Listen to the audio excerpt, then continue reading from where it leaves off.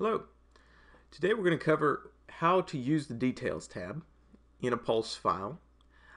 First you need to go into your particular file, and you'll notice that we have a number of tabs here kind of in the top third of your screen. The Details tab is the second one over. Now this tab in a lone file like the one that I have open here is read-only. This will sync from your point file, any changes that you happen to make over there, into Pulse. But at this point, you may not edit it through our system. This is just a function of permissions, just to make sure that nobody's getting extra access that they shouldn't have because of what they might or might not have access to in point.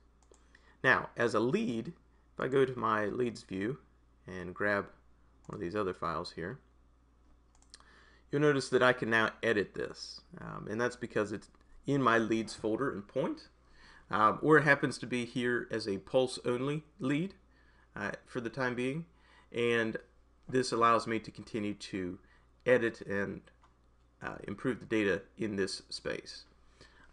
You'll notice that we do tie to the credit scores. We do not currently run credit in our system, so these would just be a reflection of what has been generated through point, if anything at all.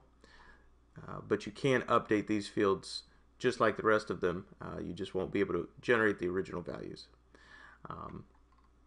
You can also put in co-borrower information, subject property, details of the purchase, and income details, as well as other expenses.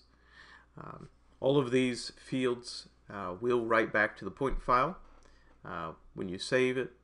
Just like any time we would do anything else through Pulse, it does sync back with point and point with Pulse on its regular interval